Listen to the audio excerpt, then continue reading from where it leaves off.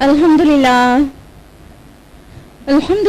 رب العالمین والصلاة والسلام علی رسولہ الکریم وعلی آلہ واصحابہ اجمعین اما بعد واعوذ باللہ من الشیطان الرجیم بسم اللہ الرحمن الرحیم یا ایھا الذین آمنوا قوا انفسکم واہلیکم نارا بسم اللہ الرحمن الرحیم رب اشرح لی صدری ویسر لی امری واحلل عقدۃ من لسانی یفقہوا قولی۔ عزیز سامعات، خلاصہ قرآن مجید میں آپ سب کا تہہ دل سے خیر مقدم ہے۔ السلام علیکم ورحمۃ اللہ وبرکاتہ۔ خلاصہ قرآن میں ہم لوگ 28 پارے مکمل کر چکے تھے اور آج 28واں پارہ جانیں گے انشاءاللہ۔ 28واں پارہ شروع ہوتا ہے سورہ مجادلہ سے۔ سورہ مجادلہ میں 3 رکوع اور 22 آیات ہیں۔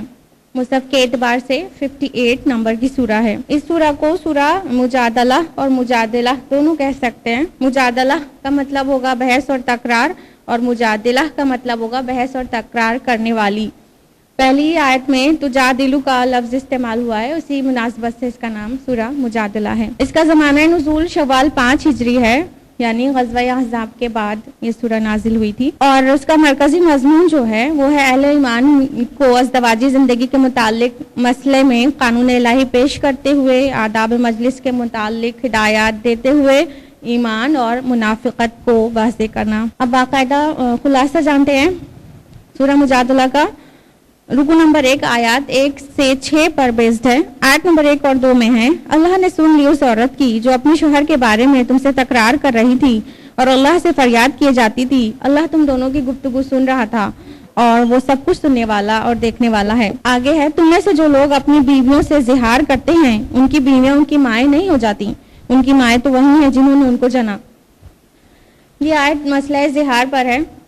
ایک خاتون جو کہ خزرج قبیلے سے تعلق رکھتی تھی، ان کا نام تھا خولہ بنت ثعلبہ، ان کے شوہر نے ان سے زہار کیا تھا۔ ان کے شوہر کا نام تھا اوس بن صامت رضی اللہ عنہ۔ انہوں نے زہار کیا تھا۔ زہار کس چیز کا نام ہے؟ بیوی کو ماں سے تشبیہ دینے کا نام ہے۔ جیسے عرب میں یہ ساری چیزیں بہت تھیں کہ اپنی بیوی کو کہتے تھے تو مجھ پر میری ماں کی پیٹھ کی طرح ہے۔ تو اس طرح کے جو جملے ہیں جو بیوی کی مشابہت ماں سے کر دی جائے تو وہ زہار کہلاتا ہے۔ اور عرب میں یہ مانا جاتا تھا کہ زہار کرنے والا طلاق پڑ جاتی ہے، زہار کرنے سے طلاق پڑ جاتی ہے، اور بہت سخت والی طلاق۔ تو حضرت خولہ بنت ثعلبہ رضی اللہ عنہ، ان کے شوہر نے ایسا کہہ دیا تھا، وہ آ کے رسول اللہ صلی اللہ علیہ وسلم کے پاس گڑ گڑا رہی تھی، اللہ کے رسول کوئی راستہ بتائیے۔ ان کے چھوٹے چھوٹے بچے تھے اور شوہر ان کے بوڑھے تھے، خود بھی بوڑھی ہو چکی تھیں اور بچے چھوٹے تھے۔ تو وہ بہت پریشان تھیں اس بات کے لیے کہ اب طلاق پڑ گئی ہے تو اب وہ کیسے زندگی آگے چلائیں گی۔ تو اس بات کے لیے کوئی راستہ نکالنے کے لیے اللہ کے رسول سے بہت آرگیومنٹ کر رہی تھی۔ آپ صلی اللہ علیہ وسلم خاموش تھے کیونکہ ابھی مسئلہ زہار پہ کوئی ہدایت نہیں آئی تھی قرآن میں، لیکن وہ گڑ گڑائے جا رہی تھیں۔ اسی کو اللہ تعالیٰ کہہ رہا ہے کہ تم سے جھگڑ رہی تھی اور اللہ تعالیٰ تم دونوں کی گفتگو سن رہا تھا۔ پھر اس کا جو مسئلہ آیا وہ یہ کہ جو زہار کر لے وہ ان کی حقیقی مائیں نہیں ہو جاتی ہیں، لیکن اس کو بالکل ناپسند کیا گیا کہ زبان سے ایسی لغو بات نکالے کوئی۔ پھر اس کے بعد آیت نمبر 3 اور 4 میں زہار کے کفارے کا بیان ہے کہ خالی یہ معمولی گناہ نہیں ہے بلکہ کفارہ عائد ہوتا ہے۔ اس سے پہلے کہ شوہر بیوی اپنے آپ کو ایک دوسرے کو ہاتھ لگائیں، ان کو چاہیے کہ ایک غلام آزاد کریں، اگر اس کی استطاعت نہ ہو تو 2 مہینے کے لگاتار روزے رکھیں، یا تو پھر اس کی بھی استطاعت نہ ہو تو 60 مسکینوں کو کھانا کھلائیں۔ یہ زہار کا کفارہ ہے۔ آیت نمبر 5 اور 6 میں ہے کہ شرعی احکام توڑنے والوں کو سخت وعید سنائی گئی ہے کہ اللہ تعالیٰ جو احکام بیان کر رہا ہے اس کی پابندی کی جائے۔ رکو نمبر 2 آیات 7 سے 13 پر مشتمل ہے۔ آیت نمبر 7 اور 8 میں منافقین کی فتنہ انگیز سرگوشیوں کے خلاف تنبیہ ہے کہ وہ چھپ چھپ کر گناہ کی باتیں کرتے ہیں اور اللہ کے رسول کی توہین کرتے ہیں، ان کو جہنم کی وعید سنائی گئی ہے۔ آیت نمبر 9 سے 10 میں مسلمانوں کو گناہ اور رسول کے خلاف سرگوشی کی ممانعت اور نیکی اور پرہیزگاری کے لیے سرگوشی کی ہدایت کی گئی ہے۔ ساتھ ہی مومنین کو تسلی دی گئی ہے کہ منافقین آپ کے خلاف سرگوشی کر رہے ہیں، چپکے چپکے باتیں کر رہے ہیں، تو ان سے درگزر کریں اور ان کو خاطر میں نہ لائیں اور اللہ پر بھروسہ کریں۔ یعنی چپکے سے بات کرنے سے دل میں تنگی محسوس ہوتی ہے نا کہ میرے خلاف ہی کوئی بات ہو رہی ہے، کیا پلاننگ ہو رہی ہے، تو اللہ تعالیٰ نے مومنین کو کہا کہ آپ منافقین کی اس حرکت کو بالکل خاطر میں نہ لائیں، آپ اللہ پہ بھروسہ کریں، اللہ تعالیٰ آپ کے لیے کافی ہے۔ آیت نمبر 11 اور 12 میں آداب مجلس کے حکام ہیں۔ آیت نمبر 11 ہے، اے لوگو جو ایمان لائے ہو، جب تم سے کہا جائے کہ مجلس میں کشادگی پیدا کرو تو جگہ کشادہ کر دیا کرو، اللہ تمہیں کشادگی بخشے گا، اور جب تم سے کہا جائے اٹھ جاؤ تو اٹھ جایا کرو۔ آیت نمبر 12 میں ہے، اے لوگو جو ایمان لائے ہو، جب تم رسول سے تقیہ میں بات کرنا چاہو تو بات کرنے سے پہلے کچھ صدقہ دے دیا کرو۔ یہ آداب مجلس ہے کہ محفل میں اگر بہت کنجسٹڈ ایریا ہے تو تھوڑا سا شفٹ ہو کے دوسروں کو جگہ دینا چاہیے، اور اگر کشادگی ہے، پھیلاؤ ہے، تو آرام سے پھیل کے بیٹھنا چاہیے، لیکن جب کام مکمل ہو جائے تو اٹھ جانا چاہیے تاکہ اگلے کو، میزبان کو زحمت نہ ہو۔ دوسری بات یہ کہ ایک حکم ایسا آیا جس پر عمل ایک کا بھی نہیں ہوا اور وہ آیت منسوخ ہو گئی، وہ یہ کہ رسول اللہ سے اگر سرگوشی کرنا ہے تو صدقہ دو، کیونکہ رسول اللہ صلی اللہ علیہ وسلم محفل میں ہوتے اور کوئی بھی بدو آ کے کہتا ہے یا رسول اللہ ذرا سا اکیلے میں آئیے، مجھے آپ سے بات کرنا ہے، تو یہ تو رسول اللہ صلی اللہ علیہ وسلم کے لیے بہت زحمت کا باعث ہوا جا رہا تھا کہ جس کو دیکھو محفل میں سے آپ کو بلا کر اکیلے لے جاتا تھا۔ تو اس بات کے لیے کہ اگر تم کو اکیلے لے کے جانا ہے، سرگوشی کرنا ہے رسول سے، تو پہلے صدقہ دو۔ حضرت علی فرماتے ہیں کہ اس حکم پر کسی کا بھی عمل نہیں ہوا اور اس کے پہلے وہ یہ آیت منسوخ کر دی گئی۔ آیت نمبر 13 میں ہے کہ یہ جو ہنگامی قانون بنا تھا وہ منسوخ کر دیا گیا، پھر کہا کہ بس اللہ کا تقوی اختیار کرو۔ رکو نمبر 3 آیات 14 سے 22 پر مشتمل ہے، اور اس رکو میں منافقین کی کرتوتوں کا پردہ فاش کیا گیا ہے کہ وہ تمہارے دشمن ہیں اور یہود کے ایجنٹ ہیں۔ آیت نمبر 16-17 میں ہے کہ انہوں نے اپنی قسموں کو ڈھال بنا رکھا ہے، جس کی آڑ میں وہ اللہ کی راہ سے لوگوں کو روکتے ہیں، اس پر ان کے لیے ذلت کا عذاب ہے، یعنی منافقین کے لیے۔ اللہ سے بچانے کے لیے نہ ان کے مال کچھ کام آئیں گے نہ اولاد، وہ دوزخ کے یار ہیں، اسی میں ہمیشہ رہیں گے۔ آیت نمبر 19 میں ہے انہی کے لیے کہ وہ شیطان کی پارٹی کے لوگ ہیں، خبردار رہو، شیطان کی پارٹی والے ہی خسارے میں رہنے والے ہیں۔ اور پھر اس کے بعد سچے مومنوں کی پہچان بتائی گئی ہے، دونوں میں تقابل کیا گیا ہے۔ آیت نمبر 22 میں تم کبھی نہ پاؤ گے جو لوگ اللہ اور آخرت پر ایمان رکھنے والے ہیں وہ ان لوگوں سے محبت کرتے ہوں جنہوں نے اللہ اور اس کے رسول کی مخالفت کی ہے، خواہ وہ ان کے باپ ہوں یا ان کے بیٹے ہوں یا ان کے بھائی یا اہل خاندان، اور پھر ایسے مومنین کے لیے جنت کا وعدہ ہے۔ اور آخر میں ہے اللہ ان سے راضی ہوا اور وہ اللہ سے راضی ہوئے، وہ اللہ کی پارٹی کے لوگ ہیں، خبردار رہو، اللہ کی پارٹی والے ہی فلاح پانے والے ہیں۔ اسی کے ساتھ سورہ مجادلہ یہیں پر مکمل ہوتی ہے، اور اگلی سورہ ہے سورۃ الحشر، سورہ نمبر 59، 3 رکوع اور 24 آیات پر مشتمل۔ آیت نمبر 2 کے فقرے لاول الحشر سے ماخوذ ہے اس کا نام۔ حشر کا معنی ہوتا ہے اکٹھا کرنا، اور یہ نازل ہوئی تھی غزوہ بنو نذیر کے بارے میں جو 4 ہجری میں پیش آیا تھا، اور اس کا مرکزی مضمون اللہ اور اس کے رسول کے خلاف اٹھ کھڑے ہونے والوں کو یہودی قبیلے بنو نذیر کے رسوا کن انجام سے عبرت دلانا ہے، اور اہل ایمان کو غزوہ بنو نذیر میں پیش آئے مسائل کے متعلق ہدایات دینا ہے۔ رکو نمبر 1 آیات 1 سے 10 پر مشتمل ہے۔ آیت نمبر 1 ہے سبح للہ ما فی السماوات والارض وہو العزیز الحکیم، کہ تسبیح کی ہے ہر اس چیز نے جو آسمانوں میں ہے اور زمین میں ہے، اور وہ غالب اور حکمت والا ہے۔ یہ آیت اس سے پہلے سورہ حدید میں آ چکی ہے، سورہ نمبر 57 میں، اور اس کے ابھی سورہ حشر میں آ رہی ہے، اور اس کے بعد سورہ صف سورہ نمبر 61 میں آئے گی، اس کے بعد سورہ جمعہ اور سورہ تغابن میں بھی آئے گی، لیکن یسبح للہ ما فی السماوات وما فی الارض الفاظ کے ساتھ آئے گی۔ سبحہ یعنی تسبیح کی ہے، ماضی کا صیغہ ہے، یسبح تسبیح کرتے ہیں مضارع کا صیغہ ہے، تو یہ دونوں ہی طرح سے آیا ہے قرآن مجید میں کہ تسبیح ہمیشہ کی ہے اللہ کی، زمین اور آسمان کی ہر چیز نے، اور آئندہ بھی ہمیشہ تسبیح کرے گا۔ آیت نمبر 2 میں ہے وہی ہے جس نے ان لوگوں کو جو اہل کتاب میں کافر ہوئے ان کے گھروں سے پہلے ہی حشر کے لیے نکال دیا۔ اس سے مراد بنو نذیر کا خراج ہے جو عمل میں آیا، مدینہ سے ان کا اخراج ہوا تھا، اسی بارے میں یہ آیت ہے۔ یہ بنو نذیر ایک یہود کا قبیلہ تھا جو مدینہ کے مضافات میں آباد تھا۔ جب رسول اللہ صلی اللہ علیہ وسلم ہجرت کر کے مدینہ تشریف لائے تو انہوں نے سارے یہود کے قبائل سے معاہدہ کر لیا تھا صلح کا، اور بنو نذیر سے بھی کیا تھا، لیکن بنو نذیر ہمیشہ کوئی نہ کوئی ریشہ دوانیاں کرتے رہے اور पूरी तरह से मुआहदे पे नहीं रहते थे। यहाँ तक कि उनका जो लीडर था काब बिन अशरफ, वो मुशरिकीन के पास मक्का में जाकर मुसलमानों के खिलाफ उन लोगों को भड़काया करता था, उकसाया करता था। यहाँ तक कि उसने कई सारी फसाद बर्पा कर रखा था, तो बहुत सारी फसादात किए। तो अल्लाह के रसूल सल्लल्लाहु अलैहि वसल्लम ने उसे इन फसादों को देखते हुए उसको कत्ल करवा दिया।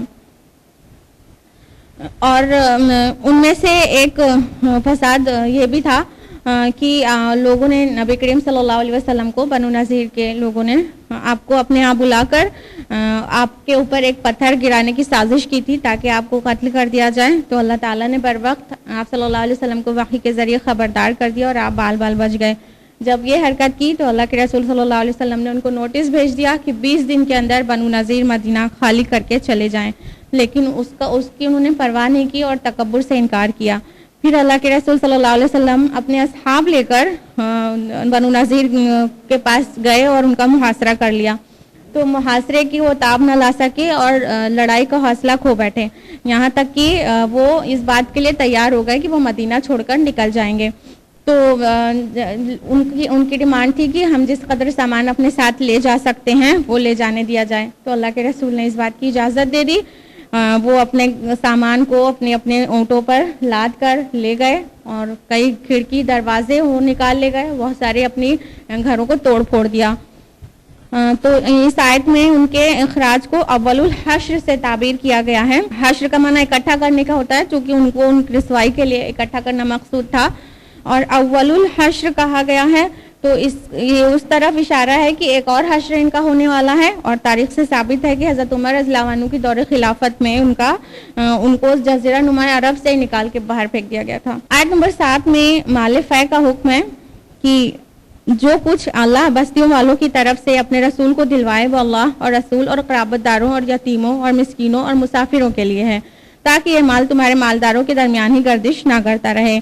आयत नंबर 8 से 10 में उसके अलावा भी माल फ़ै के मुस्तहक बयान किए गए हैं, वो है मुफलिस महाजरीन और बाद में आने वाले लोग। तो माल फ़ै किस चीज़ को कहते हैं?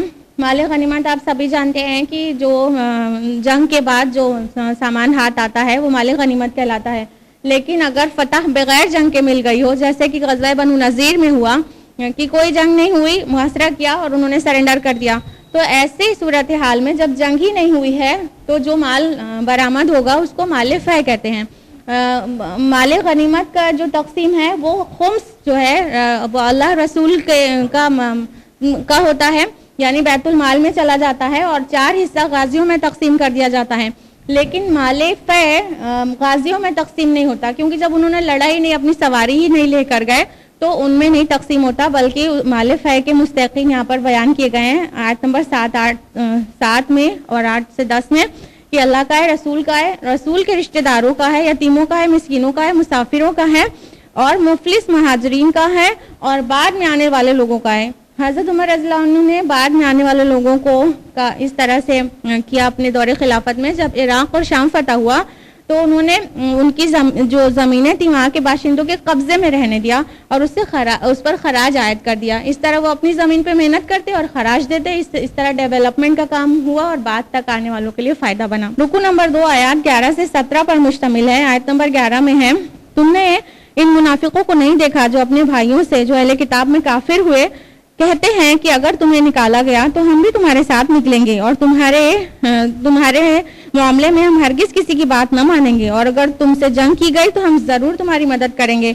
मगर अल्लाह गवाही देता है कि ये लोग बिल्कुल झूठे हैं। अब मुनाफिकीन ने क्या किया? बनु कुरैज़ा को उकसाना शुरू किया और उनकी पीठ ठोकी कि तुमको घबराने की जरूरत नहीं है, अगर तुमसे मुसलमान कभी लड़े तो हम तुम्हारे साथ लड़ेंगे, तुमको यहाँ से निकाला गया तो हम तुम्हारे साथ निकलेंगे। अल्लाह ताला ने कहा ये कतई झूठे हैं। और फिर आयत नंबर 12 से 15 में उनकी बुज़दिली दर्ज की गई है कि किस कदर बुज़दिल हैं, हरगिज़ उनके साथ नहीं आने वाले। और उनकी मिसाल दी गई है आयत नंबर 16 में कि उनकी मिसाल शैतान की सी है जो इंसान से कहता है कुफ्र कर, और जब वो कुफ्र कर बैठता है तो वो कहता है मैं तुझसे बरी हूँ, मुझे अल्लाह रब्बुल आलमीन से डर लगता है। यही हाल मुनाफिकीन का है। रुकू नंबर 3 आयत 18 से 24 पर मुश्तमिल है और ये इख्तितामी आयत हैं जिसमें मुसलमानों को आम तौर पर اور منافقین کو خاص طور پر تنبیہ ہے کہ اللہ اور آخرت کو بھول نہ جانا۔ آیت نمبر 19 ہے وَلَا تَكُونُوا كَالَّذِينَ نَسُوا اللَّهَ فَأَنسَاهُمْ أَنفُسَهُمْ۔ دیکھو اس شخص کی طرح نہ ہو جانا جس نے اللہ کو بھلا دیا تو اللہ تعالیٰ نے اس کا نفس ہی اس کو بھلا دیا۔ نفس بھلا دینے کا کیا مطلب ہے؟ اللہ تعالیٰ نے انسان کے پاس دو چیز رکھی ہے، کہ اس کا جسمانی وجود، دوسرا روحانی۔ انسان کو اپنا جسمانی وجود تو خوب یاد ہے، لیکن وہ اپنے اصل شرف کو جو روحانی وجود سے ہے اس کو بھول جاتا ہے۔ جب اللہ تعالیٰ کو جو بھول جاتا ہے تو اللہ تعالیٰ اس کا روحانی وجود اس کے فراموش کر دیتا ہے، یہاں تک کہ وہ حیوان کی سطح پر اتر جاتا ہے۔ آیت نمبر 21 بہت عظیم آیت ہے اور قرآن مجید کی عظمت بیان کرتی ہے۔ لو انزلنا هذا القرآن على جبل لرأيته خاشعا متصدعا من خشية الله وتلك الأمثال نضربها للناس لعلهم يتفكرون، کہ اگر ہم بالفرض اس قرآن کو کسی پہاڑ پر نازل کر دیتے تو وہ دب جاتا، پھٹ جاتا اور اللہ کی خشیت سے ریزہ ریزہ ہو جاتا، اور اسی طرح ہم لوگوں کے لیے مثالیں بیان کرتے ہیں تاکہ لوگ غور و فکر کریں۔ تو قرآن مجید کی عظمت ہمیں اتنی بات سے سمجھ جانا چاہیے کہ کس قدر عظیم شے ہے کہ اگر پہاڑ اس کا بوجھ نہیں اٹھا سکتا تھا، اور انسانی دل کس قدر سخت ہو گیا ہے کہ اس سے ذرا بھی نہیں پگھلتا۔ آیت نمبر 22 سے 24 میں اللہ جل جلالہ کے اسماء الحسنی کا ایک حسین و جمیل گلدستہ ہے تاکہ اہل ایمان میں اس کے ذکر سے کامل تسلیم، عزم و توکل اور منافقین میں خوف و خشیت پیدا ہو سکے۔ اور سورہ کا اختتام انہی آیات سے ہوتا ہے جہاں سے سٹارٹنگ ہوئی تھی، یعنی اللہ کی تسبیح سے، یسبح لہ ما فی السماوات والارض وہو العزیز الحکیم۔ اس کے ساتھ ہی سورۃ الحشر مکمل ہوتی ہے، اور اب اگلی سورہ ممتحنہ ہے جس میں 2 رکوع اور 13 آیات ہیں۔ اس سورہ کی آیت نمبر 10 میں حکم دیا گیا ہے کہ جو عورتیں ہجرت کر کے آئیں وہ مسلمان ہونے کا دعویٰ کریں تو ان کا امتحان لے لیا جائے۔ اسی مناسبت سے اس کا نام ممتحنہ ہے، یعنی امتحان لینے والی سورہ۔ اس کا زمانہ نزول صلح حدیبیہ کے بعد اور فتح مکہ سے پہلے کا ہے، یعنی 7 ہجری میں یہ سورہ نازل ہوئی ہے، جبکہ عورتیں مکہ میں پھنسی ہوئی تھی جو وہ دھیرے دھیرے ہجرت کر کے مدینہ آ رہی تھیں، اور ان کی مہر کی واپسی کا مسئلہ پیدا ہو گیا تھا، اسی کی رہنمائی کے لیے نازل ہوئی۔ اس کا جو مرکزی مضمون ہے کہ اسلام کے دشمنوں سے دوستی کرنے اور ذاتی مصلحتوں کی خاطر انہیں جنگی راز وغیرہ کی باتوں سے آگاہ کرنے سے مسلمانوں کو روکا گیا ہے۔ اس کا رکن نمبر 1 آیت نمبر 1 سے 6 پر مشتمل ہے۔ آیت نمبر 1 سے 3 میں ہے کہ جو کمزور مسلمان ہجرت کے بعد مشرکین مکہ سے خفیہ محبت کا تعلق قائم کیے ہوئے تھے ان کو تنبیہ ہے۔ آیت نمبر 1 ہے، اے لوگوں جو ایمان لائے ہو، میرے اور اپنے دشمنوں کو دوست نہ بناؤ، تم ان سے دوستی اور روابط بڑھاتے ہو حالانکہ وہ حق کا انکار کر چکے ہیں جو تمہارے پاس آیا ہے۔ انہوں نے رسول کو اور تم کو اس بنا پر نکال دیا کہ تم اللہ اپنے رب پر ایمان لائے ہو۔ ہوا یوں تھا کہ جب صلح حدیبیہ ہوئی اور اس کے بعد قریش مکہ کی طرف سے ایک طرفہ توڑ دی گئی تو اللہ کے رسول صلی اللہ علیہ وسلم نے پلان بنایا کہ مکہ پر چڑھائی کی جائے۔ مکہ پر چڑھائی کرنے کی خفیہ تیاری ہو رہی تھی کہ اسی درمیان ایک شخص تھے حاطب بن ابی بلتع، انہوں نے ایک عورت کو جو مکہ جا رہی تھی ایک خط روانہ کر دیا اور اس میں یہ اطلاع دے دی، اور اللہ سبحانہ تعالیٰ نے رسول اللہ صلی اللہ علیہ وسلم کو وحی کے ذریعے سے وہ خبر پہنچا دی۔ تو اللہ کے رسول نے حضرت علی، حضرت زبیر اور مقداد بن اسود رضی اللہ عنہم کو فوراً تیز رفتار سے روانہ کیا کہ تم کو روضہ خاک کے مقام پر وہ عورت ملے گی اور اس کے پاس وہ خط ہوگا، اس کو لے لینا۔ تو تینوں اصحاب جاتے ہیں اور وہ خط اس سے لے کر آتے ہیں اور رسول اللہ صلی اللہ علیہ وسلم کو کے حوالے کر دیتے ہیں۔ وہ خط جب کھولا جاتا ہے تو اس میں واقعی یہی لکھا ہوتا ہے کہ محمد پر چڑھائی کی تیاری کر رہے ہیں۔ جب رسول اللہ صلی اللہ علیہ وسلم حاطب بن ابی بلتع جو کہ مسلمان تھے ان کو بلاتے ہیں، بدری صحابی تھے، ان کو بلاتے ہیں اور وجہ دریافت کرتے ہیں تو وہ کہتے ہیں اللہ کے رسول میرے بارے میں جلدی مت کیجیے، میں مرتد نہیں ہوں اور میں مسلمانوں کا نقصان کرنے کے لیے کام نہیں کیا تھا، بلکہ میرا اس کام کی وجہ یہ تھی کہ میرے اہل و عیال ابھی مکہ میں پھنسے ہوئے ہیں اور سب کے تو کوئی رشتہ دار ہیں انہیں بچا لیں گے جب مکہ پہ چڑھائی ہوگی، لیکن میرا کوئی بھی نہیں ہے بیوی بچوں کو وہاں پر بچانے کے لیے، تو اس لیے میں نے چاہا کہ قریش پر میرا ایک احسان رہ جائے جو وہ میرے بیوی بچوں کو پناہ دے دیں، تو اس لیے میں نے یہ کام کیا تھا۔ اللہ کے رسول میرا ارادہ اسلام سے دشمنی کا نہیں تھا۔ اللہ کے رسول نے کہا کہ یہ سچ کہتا ہے، تو پھر اللہ کے رسول نے انہیں معاف کر دیا، لیکن اللہ تعالیٰ نے وحی کے ذریعے اس بات کی تنبیہ کی کہ تم اہل مکہ سے اور تم اللہ اور رسول کے دشمنوں سے دوستی والی چیزیں نہ کرو، بعض مفسرین نے اس کے پیچھے یہی وجہ بتائی ہے، لیکن کچھ مفسرین نے یہ بھی لکھا ہے کہ یہ وجہ عام تھی، جو بھی مدینہ میں رہ رہے مہاجرین تھے وہ مکہ میں کس بھی طرح کی محبت کے روابط ان سے نبھا رہے تھے، ان سب کو روکنا مقصد ہے۔ آیت نمبر 3 ہے، تمہاری رشتہ داریاں اور تمہاری اولاد قیامت کے دن تمہارے کچھ بھی کام نہیں آئے گی، یعنی یہ محبت میں، بیوی بچوں کی محبت میں یہ کام کیا گیا تھا نا۔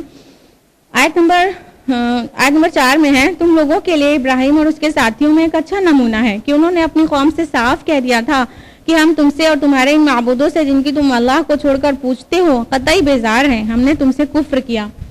یعنی ابراہیم علیہ السلام کو دیکھو، انہوں نے چھوڑ دیا تھا اپنی قوم کو، اپنے والد تک کو چھوڑ دیا تھا اور بیزاری کا اعلان کر دیا تھا اور ان سے کہا کہ ہم تم سے کفر کرتے ہیں۔ مطلب ایمان کا لازمی تقاضا ہے کہ طاغوت سے کفر کیا جائے، طاغوت کا انکار کیا جائے۔ رکوع نمبر 2 آیات 7 سے 13 پر مشتمل ہے۔ آیت نمبر 8 میں ہے، اللہ تمہیں اس بات سے نہیں روکتا کہ تم ان لوگوں کے ساتھ نیکی اور انصاف کا برتاؤ کرو جنہوں نے دین کے معاملے میں تم سے جنگ نہیں کی ہے اور تمہیں تمہارے گھروں سے نہیں نکالا ہے، اللہ انصاف کرنے والوں کو پسند کرتا ہے۔ یعنی جو غیر حربی کافر ہیں، جو لڑائی نہیں کر رہے ہیں سامنے آ کے اور نہ ہی ہجرت پہ مجبور کر رہے ہیں، پریشان کر رہے ہیں، ان کے ساتھ کوئی بھی اچھا معاملہ کرنے سے اللہ تعالیٰ نہیں روک رہا ہے۔ صرف یہ حربی کافر جو ہیں، جو جنگ کرنے کے لیے تیار ہیں، مخالفت کر رہے ہیں اور گھر سے نکال دیا، ایسے لوگوں کے ساتھ یہ رشتہ داریاں اور محبتوں کے رشتے کو قطع کرنے کے لیے کہا گیا ہے۔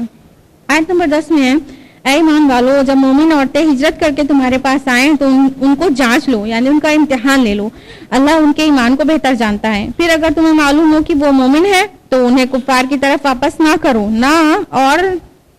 نہ وہ ان کے لیے حلال ہے اور نہ یہ ان کے لیے حلال ہے۔ اب یہاں پہ ایک مسئلہ کھڑا ہو گیا تھا کہ صلح حدیبیہ ہوئی تھی تو یہ ایک طے ہوا تھا یہ بات کہ جو بھی شخص وہاں سے مدینہ پہنچے گا اس کو واپس کر دیا جائے گا مکہ سے، لیکن مردوں کے لیے اس میں رجل اور رجال لفظ کا استعمال ہوا تھا، مرد کے لیے، تو عورتوں کے لیے نہیں تھا کہ عورتیں آئیں گی تو عورتوں کو بھی واپس کر دیا جائے گا۔ تو اس لیے عورتوں کے بارے میں ان کو روکنے کا حکم آ گیا کہ مرد کے لیے کہا گیا تھا ریٹرن کرنے کو، اور مرد جو آئے تھے ان کو واپس کر بھی دیا گیا تھا، عورتوں کی بات نہیں ہوئی تھی۔ اب یہاں پہ اس سلسلے میں 2 باتیں کہی گئیں، ایک تو ان کا امتحان لے لیا جائے کہ جو واقعی انہوں نے ہجرت اللہ اور اس کے رسول کے لیے کی ہے اور وہ مومنہ ہیں کہ نہیں۔ اگر انہوں نے دل سے اسلام قبول کیا ہے اور اللہ اور رسول کے لیے ہجرت کی ہے، کوئی ذاتی مفاد اور دنیا پرستی کے لیے نہیں کی ہے، تو بے شک ان کو اپنے پاس روک لیا جائے، اور اگر کسی اور وجہ سے کی ہے تو اپنے پاس حفاظت دینے کی کوئی ضرورت نہیں ہے۔ آیت نمبر 10 میں ہے، اور انہوں نے یعنی ان کے کافر شوہروں نے جو کچھ مال خرچ کیا تھا وہ انہیں ادا کر دو، اور ان عورتوں سے نکاح کرنے میں تم پر کوئی گناہ نہیں جبکہ تم ان کے مہر ادا کر دو۔ اب یہاں پر ایک مسئلے کا حل بیان کیا گیا ہے کہ جو عورتیں وہاں سے ہجرت کر کے آئیں گی اور وہاں ان کے شوہر جو لوگ ایمان نہیں لائے ہیں، شوہر کافر ہیں اور یہ عورتیں مومنہ ہیں، یہ مدینہ آ گئی، اب ان کے کافر شوہر تو وہاں پر تل ملائیں گے کہ ہم نے مہر دیا ہے، ہاں تو ہمارا مہر واپس دیا جائے، تو اللہ تعالیٰ نے کہا ان کا مہر انہیں واپس بھیج دو۔ مکے جو شوہر وہاں کافر ہے اور عورت یہاں مومنہ ہے تو ان کا مہر واپس دے دو، ایک بات۔ دوسری بات یہ کہی گئی ان سے نکاح کرنے میں کوئی گناہ نہیں، یعنی ابھی وہ اس کے نکاح میں تھی اس سے پہلے تک، لیکن جب ایمان لے آئی تو نکاح فسخ ہو گیا، عورت مومنہ ہے شوہر کافر ہے تو نکاح فسخ ہو گیا۔ تو اس طرح اب ان عورتوں سے نکاح کرنے میں کوئی حرج نہیں ہے بغیر اس کے کہ وہ طلاق کے الفاظ زبان سے نکالیں، کیونکہ نکاح فسخ ہو چکا ہے، اور ان کے نئے مہر ان کو مہر کے اوپر نکاح کرو، مہر ان کے ادا کر دو اس شرط پر۔ اسی میں آگے ہے، اور کافر عورتوں کو اپنے نکاح میں روکے نہ رکھو، جو کچھ تم نے خرچ کیا تھا اس کا تم کفار سے مطالبہ کرو، اور جو کچھ انہوں نے خرچ کیا تھا اس کا وہ تم سے مطالبہ کریں۔ دوسری طرف مدینہ میں جو مرد مسلمان تھے ان کی عورتیں ایمان نہیں لائی تھیں، وہ مکہ میں تھیں، تو حکم آ گیا کہ اب ان کے ساتھ نکاح نہ رکھو، ان کے نکاح کو روکے نہ رکھو، ان کو طلاق دے دو۔ نکاح تو ٹوٹ ہی گیا لیکن ان کو علیحدگی کے لیے بول دیا گیا، اور یہ بھی کہا گیا کہ جو تم نے ان کو دیا تھا، جو مہر تم نے دیا تھا وہ ان سے لے لو، تو اپنی عورتوں سے مہر وہاں سے منگا لو مکہ سے، اور یہاں جو مومنہ ہیں ان کے جو مہر ہے وہ مکہ بھیج دو۔ اس کے بعد آیت نمبر 11 میں ایک ایڈجسٹمنٹ بیان کیا گیا ہے کہ اگر وہ مہر نہیں دیتے ہیں، نہیں بھیجتے ہیں، ان خواتین کا مہر کفار نہیں بھیجتے ہیں، تو پھر تم جو مہر واپس کرو گے اس کو وہاں مت بھیجو، اس کو روکے رکھو اور جو ایڈجسٹمنٹ کر لو، اپنے ہی یہاں ایڈجسٹمنٹ کر لو کہ اپنی مومنہ اور جو خواتین ہیں ان کا مہر لے کے، اور جو مرد جن کی بیویاں کافر ہیں ان کو لوٹا دیا جائے، اتنے ہی اماؤنٹ میں ایڈجسٹمنٹ کر لیا جائے۔ آیت نمبر 12 میں جو مہاجرات تھیں یعنی مسلمان عورتیں جو ہجرت کر کے آئی تھیں ان سے بیعت لینے کا حکم ہے کہ ان سے بیعت کر لیا کرو۔ اللہ کے رسول خواتین سے بیعت لینے میں ہاتھ کو ٹچ نہیں کرتے تھے۔ آیت نمبر 13 میں پہلی آیت کا اعادہ ہے کہ ان لوگوں کے ساتھ دوستی نہ کرو جن پر اللہ کا غضب ہوا۔ اس کے ساتھ ہی یہ سورہ ممتحنہ یہیں پر مکمل ہوتی ہے، اور اب اگلی سورہ صف ہے جو سورہ نمبر 61 ہے۔ اس میں 2 رکوع اور 14 آیات ہیں۔ اس کا جو نام ہے وہ آیت نمبر 4 میں یقاتلون فی سبیلہ صفا فقرہ ہے، اس سے ماخوذ ہے کہ مضامین سے اندازہ ہوتا ہے کہ یہ جنگ احد کے بعد نازل ہوئی ہوگی 3 ہجری میں۔ مرکزی مضمون مسلمانوں کو اللہ کی راہ میں قتال کرنے پر ابھارنا ہے، قتال فی سبیل اللہ کے لیے یہ سورہ نازل ہوئی ہے۔ رکوع نمبر 1 آیات 1 سے 9 پر مشتمل ہے۔ آیت نمبر 1 ہے سبح للہ ما فی السماوات و ما فی الارض وهو العزیز الحکیم۔ بار بار ہم نے بتایا۔ آیت نمبر 2 سے 3 میں ہے اے ایمان والو وہ بات کیوں کہتے ہو جو کرتے نہیں، اللہ کے نزدیک یہ سخت ناپسندیدہ حرکت ہے جو تم کہو وہ بات جو کرتے نہیں، یعنی بڑبولا پن کیوں کرتے ہو، جو بات کہتے ہو اس کو کرنے کی ہمت اور حوصلہ ہو تبھی بات منہ سے نکالا کرو۔ آیت نمبر 4 میں ہے ان اللہ یحب الذین یقاتلون فی سبیلہ صفا کانہم بنیان مرصوص، کہ اللہ تعالیٰ تو اس سے محبت کرتا ہے جو اس کے راستے میں لڑائی کرتے ہیں، جنگ کرتے ہیں صف بستہ ہو کر، جیسے سیسا پلائی ہوئی دیوار ہوں۔ آیت نمبر 5 اور 6 میں ہے کہ جو ایمان اور اطاعت کا عہد کر چکنے کے بعد اللہ کی راہ میں جہاد کرنے سے جی چراتے ہیں وہ ایکچولی یہود کے نقش و قدم پر ہیں، اور ان کا بھی وہی انجام ہوگا جو یہود کا ہوا۔ آیت نمبر 6 بہت اہم آیت ہے۔ اور جب عیسیٰ ابن مریم نے کہا اے بنی اسرائیل میں تمہاری طرف اللہ کا رسول ہوں اور تورات میں سے جو کچھ میرے سامنے موجود ہے اس کی تصدیق کرنے والا ہوں اور خوشخبری دینے والا ہوں، ایک رسول کی جو میرے بعد آئے گا اس کا نام احمد ہوگا، تو جب وہ ان کے پاس کھلی نشانیاں لے کر آیا تو انہوں نے کہا یہ تو صریح جادو ہے۔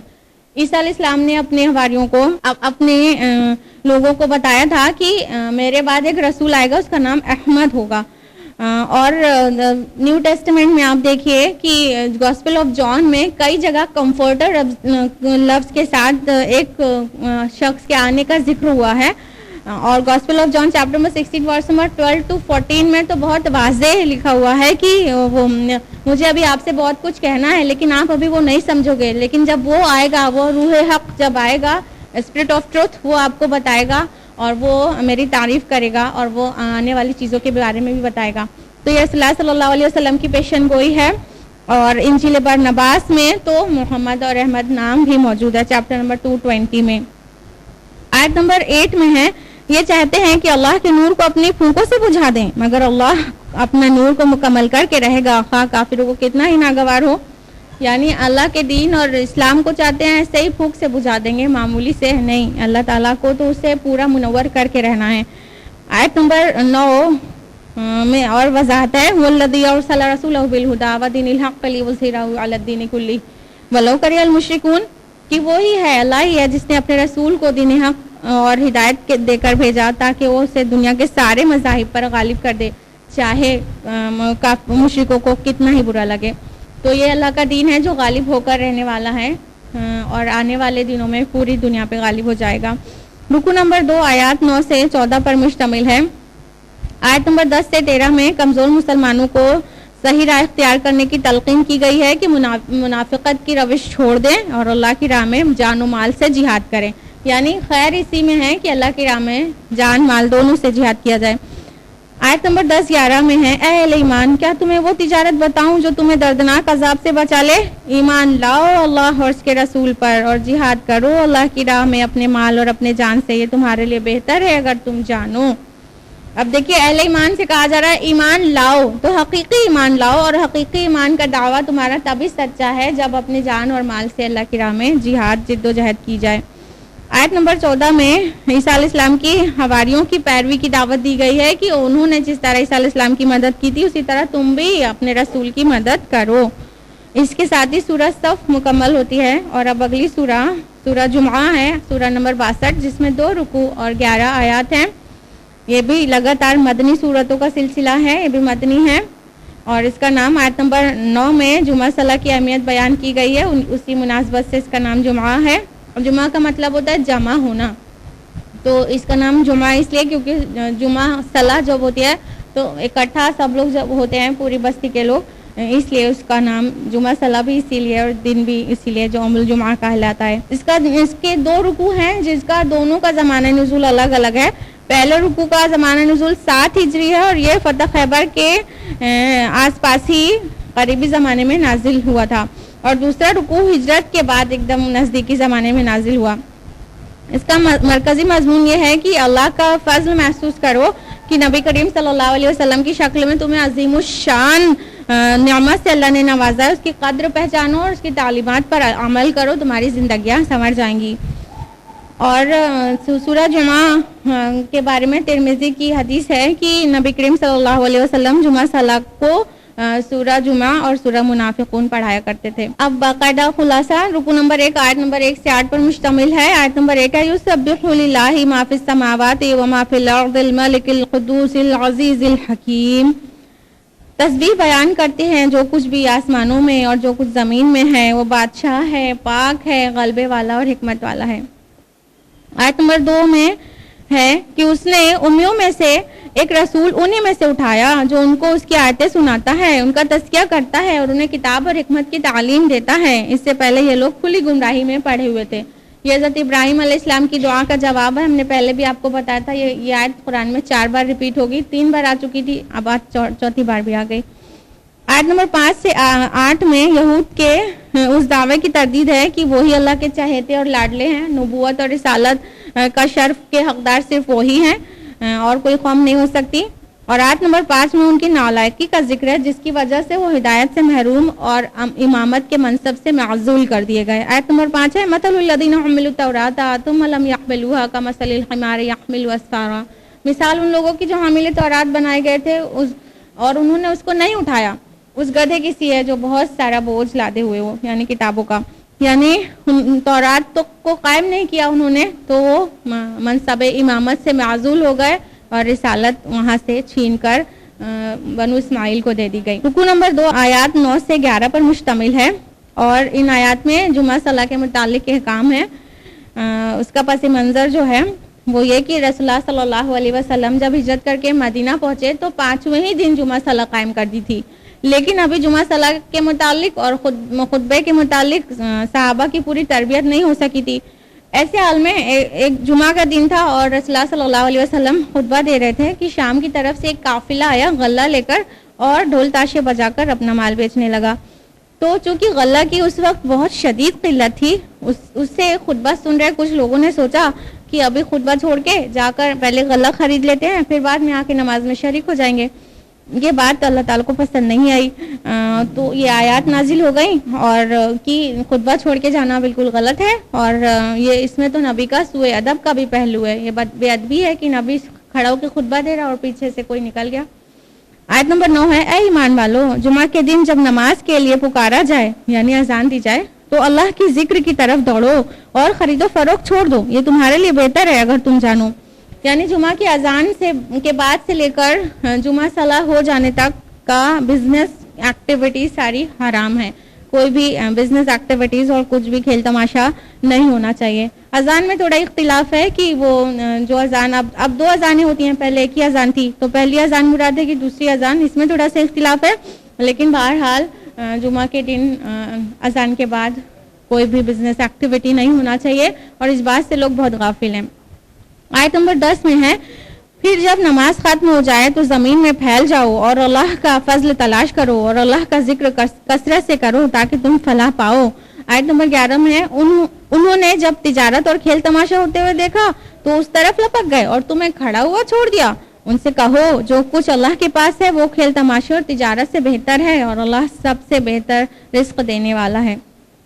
تو جب تک جو مسئلہ نہ ہو جائے تب تک کوئی بھی بزنس ایکٹیویٹی نہ ہو. اس کے بعد جب ہو جائے تو پھیل جاؤ پورے, پھر باقی دن کے وقت میں بزنس کا کام کرو, اللہ کا فضل تلاش کرو. اس کے ساتھ ہی سورہ جمعہ مکمل ہوتی ہے. اور اب سورۃ المنافقون سورہ نمبر 63 2 رکوع اور 11 آیات پر مشتمل مدنی سورہ ہے. اور شروع میں ہی پہلی آیت میں اذا جاءک المنافقون فقرہ ہے.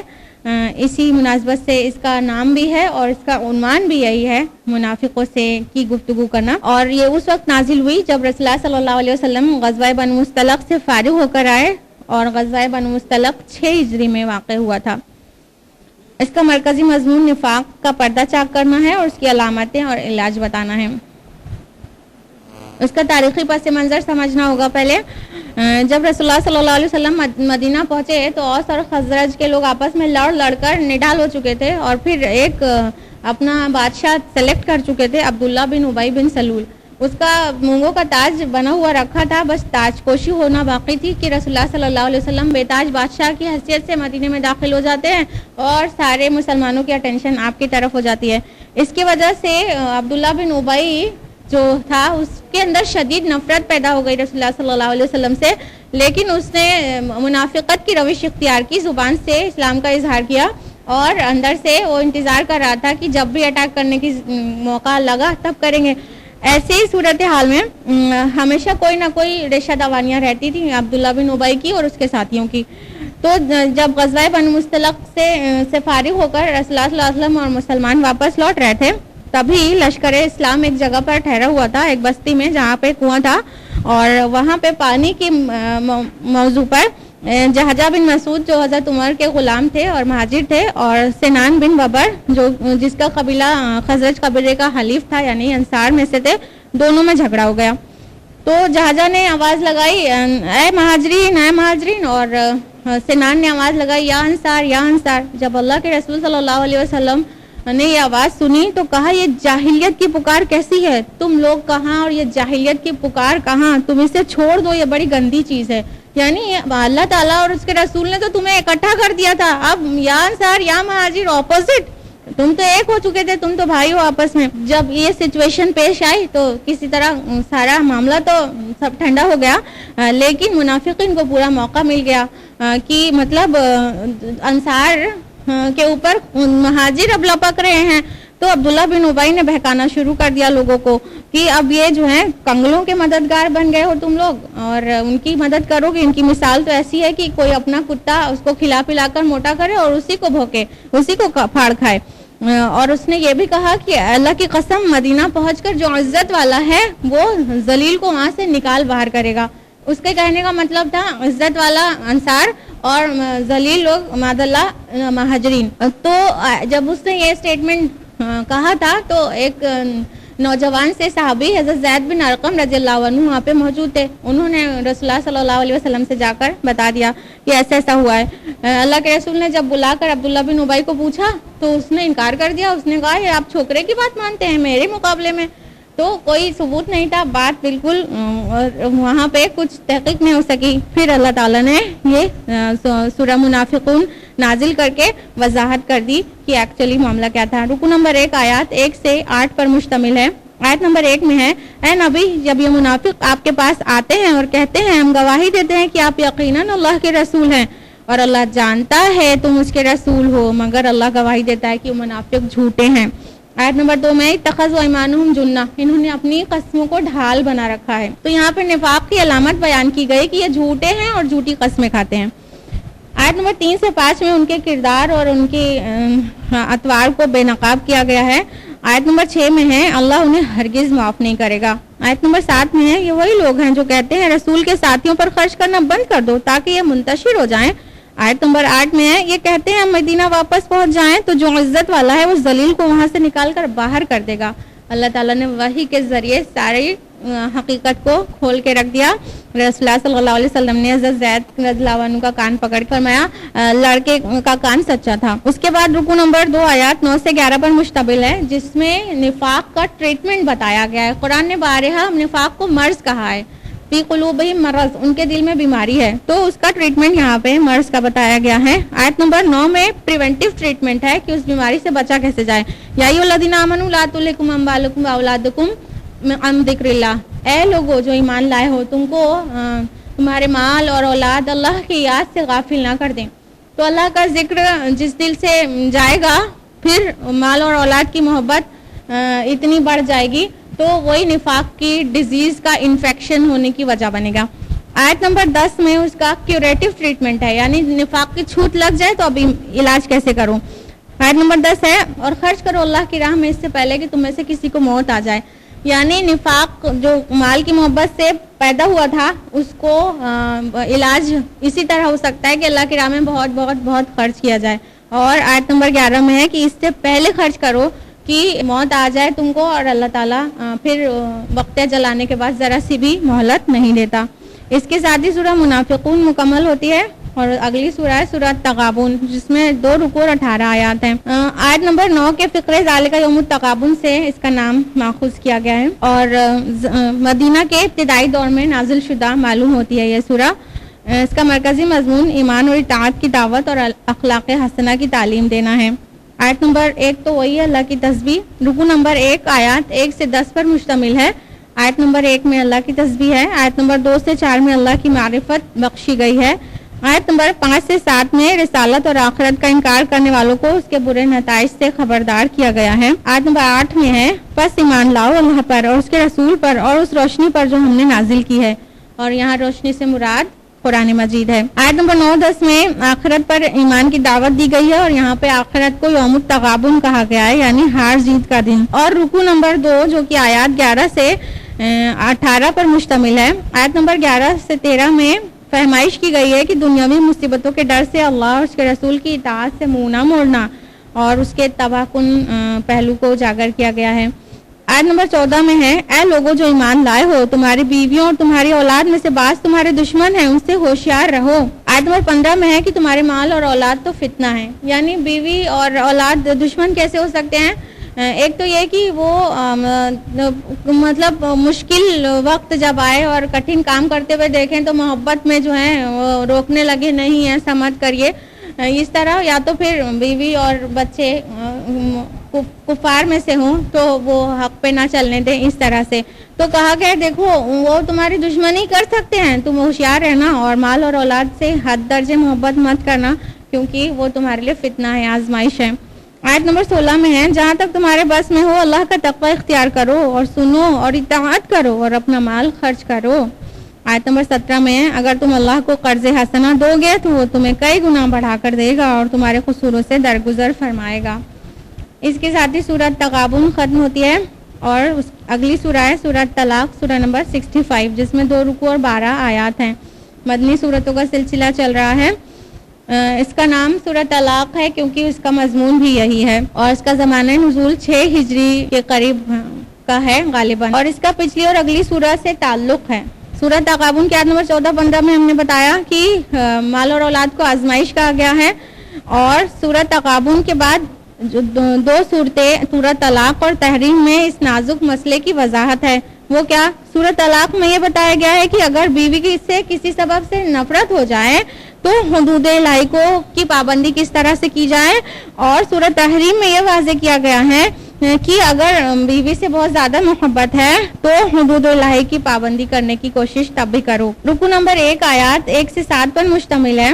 آیت نمبر 1 میں ہے اے نبی جب تم عورتوں کو طلاق دو تو ان کی عدت کے لیے دو اور عدت کا شمار کرو اور اللہ سے ڈرو جو تمہارا رب ہے، اور ان کو ان کے گھروں سے نہ نکالو اور نہ وہ خود نکلیں الا یہ کہ وہ کھلی بدکاری کی مرتکب ہوں، یعنی عورتوں کو عدت پوری کرنے کے لیے طلاق دو ایسے ٹائم پہ جب وہ عدت جہاں سے شمار ہو سکتی ہو، اور یہ کہ دوران عدت اپنے گھر میں رکھو اور ان کو نہ نکالو، نہ بیویاں خود گھر سے نکلیں۔ آیت نمبر 2 میں ہے جب وہ اپنی عدت کو پہنچ جائیں تو انہیں معروف طریقے پر روک لو یا معروف طریقے پر جدا کر دو، اور اپنے میں سے 2 عادل آدمیوں کو گواہ بنا لو، یعنی اگر رجوع کرنے کا فیصلہ ہے تو بھی معروف طریقے سے ہونا چاہیے، اور علیحدگی کا فیصلہ ہے تو بھی معروف طریقے سے، ظالمانہ طریقے سے نہیں ہونا چاہیے۔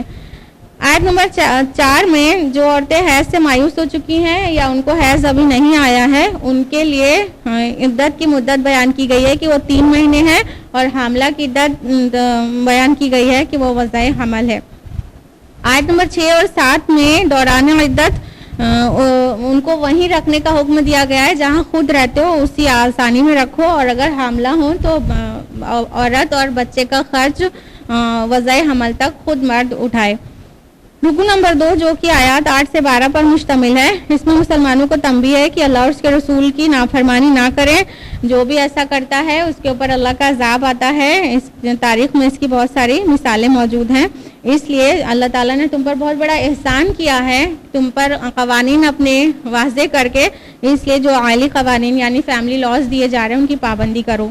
اس کے ساتھ ہی سورہ طلاق ختم ہوتی ہے اور سورہ تحریم سورہ نمبر 66 شروع ہوتی ہے، جس میں 2 رکوع اور 12 آیات ہیں۔ پہلی آیت میں نبی کریم صلی اللہ علیہ وسلم کے ایک حلال چیز کو اپنے اوپر حرام کرنے کا پر احتساب ہوا ہے، اس مناسبت سے اس کا نام سورہ التحریم ہے، اور یہ غالباً 9 ہجری میں نازل ہوئی ہے۔ اس کا مرکزی مضمون ازواج سے محبت میں اس قدر غلبہ نہ پیدا ہو جائے کہ اللہ کی حدود قائم رکھنا دشوار ہو جائے، اور یہ بھی ہے کہ اپنے گھر والوں کو آخرت کے انجام سے بچانے کی کوشش کرو۔ رکو نمبر 1 آیت نمبر 1 سے 7 پر مشتمل ہے۔ آیت نمبر 1 ہے، اے نبی تم اپنی بیویوں کی رضامندی کی خاطر اس چیز کو کیوں حرام کرتے ہو جو اللہ نے تمہارے لیے حلال کر دی ہے۔ اس کے لیے 2 روایات ہیں، ایک ماریہ قبطیہ اور دوسرا شہد، اور بعض مفسرین کے نزدیک یہ قابل قبول نہیں ہے۔ بہرحال اللہ تعالیٰ نے وضاحت نہیں کیا ہے کہ کس چیز کو نبی صلی اللہ علیہ وسلم نے حرام کیا تھا اپنے اوپر، تو اس لیے ہمیں بھی قرید نہ ہی کریں تو ہی بہتر ہے۔